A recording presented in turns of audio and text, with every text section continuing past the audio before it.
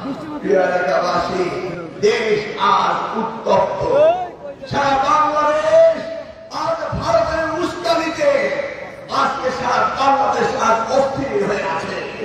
গতকালকে কলকাতার বাংলাদেশ মিশনে ভারতীয় হিন্দুরা সেখানে মিছিল করে আক্রমণ করেছে। শুনেছেন আপনারা? আমরা এই উস্কানিতে পড়তে রাজি না।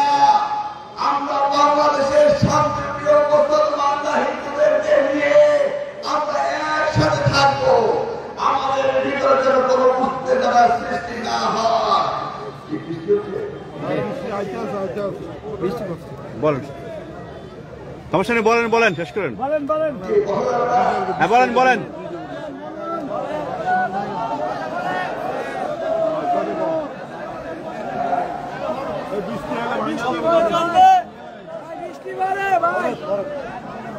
প্রিয় এলাকাবাসী, বৃষ্টি পরে আসতে একটু সাইডে চলে যান নাকি নাকি শেষ করে দেব?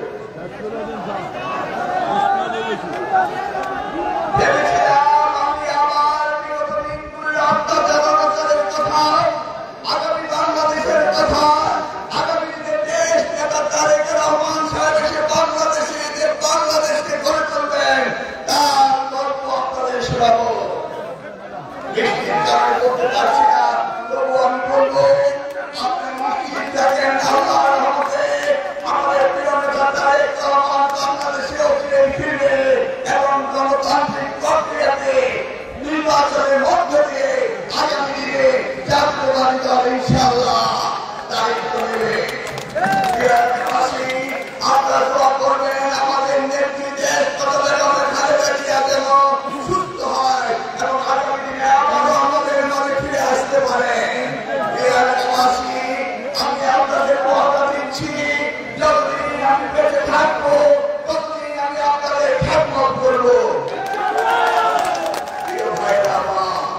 আমার জীবনে একটি চাওয়া রয়েছে। আমি এই মঞ্চে বসে যখন দেখছি হাজার হাজার নেতা কর্মীরা স্লোগান দিয়ে আসছে, শুধু আমি ভাবছি আল্লাহ যেন যেদিন আমার চক্ষু নিয়ে যায়, যেদিন আমার রূহ নিয়ে যায়, যেদিন আমার খালিয়াকে হবে, সেই দিনই আমার মেয়ে মনে করবে, আমার পরিবার আপনারা মনে করবে ভিতরে জীবন সার্থক ছিল। এই ওয়াদা করছি, যতদিন দেশে থাকবো ততদিন আপনাদের খেদমত করবো, কোন অন্যায় করবো না, কোন দুর্নীতি করবো না। আপনাদের পাশে থেকে আমার জানাজাদের পরিবারের লাখা থেকে জানাজা হয়ে বাংলাদেশে একটি উপজেলায় সবচেয়ে বড় জানাজায় পরিণত হয়। এটাই হল আমার জীবনে আপনাদের কাছে যাওয়া। ঝড় বৃষ্টি আলোর হাতে মিলন ভাই আছি তোমার সাথে। সন্ত্রাসী এই থাকতে পারবে না। বৃষ্টি জুবাই, ধন্যবাদ জুবাই, ধন্যবাদ মিলন ভাই, মিলন ভাই, মিলন ভাই, মিলন ভাই। তাদেরকে আপনারা কখনো তাদের সাথে বিরোধ আচরণ করবেন না, কারণ আগামী 50 বছর আওয়ামী লীগ আর বাংলাদেশে আসতে পারবে না।